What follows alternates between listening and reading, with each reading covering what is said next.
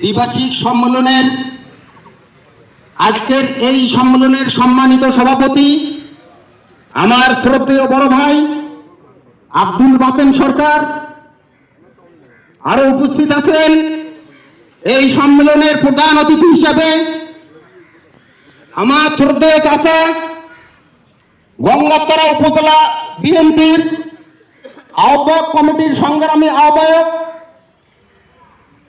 আলহাজ ওয়াহিদুজ্জামান মাবু চাচা, আরো উপস্থিত আছেন বাংলাদেশ জাতীয়তাবাদী দল বিএনপি গঙ্গাতরা উপজেলা শাখার আহ্বায়ক কমিটির সম্মানিত সদস্য সচিব শ্রদ্ধেয় বড় ভাই আয়ুব আলী ভাই সহ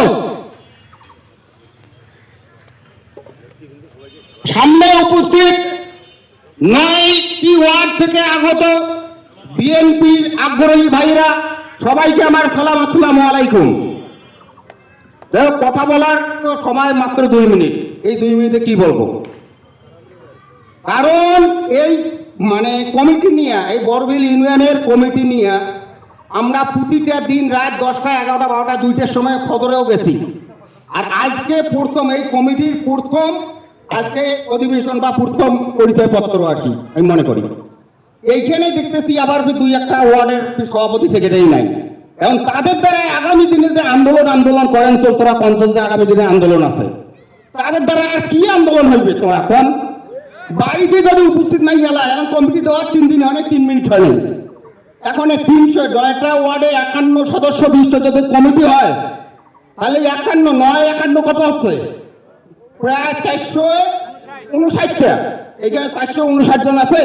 আমরা তো অঙ্গ সংগঠনের লোকজন তো আছি, এখানে বিভিন্ন ভাবে দাওয়াতির লোকজন আছে, আমাদের কমিটির লোকেই নাই। তাহলে আমরা কিভাবে তাদেরকে নিয়ে এই আন্দোলন সংগ্রাম করব? যাই হোক, এখনো অনেক সময় আছে, আপনাদের হাতে দায়িত্ব আছে। আপনারা এখনো বুঝে শুনে, কারণ ব্যক্তির যে দল বড় হয়ে থাকে অবশ্যই দলকে প্রাধান্য দিয়ে এই তাদের জবাব নেবেন তাদের কাছ থেকে জবাব দিতে। কারণ কেন তারা আসলো না? এই বলে আমার সংক্ষিপ্ত বক্তব্য এখানে শেষ করলাম। আল্লাহ হাফেজ।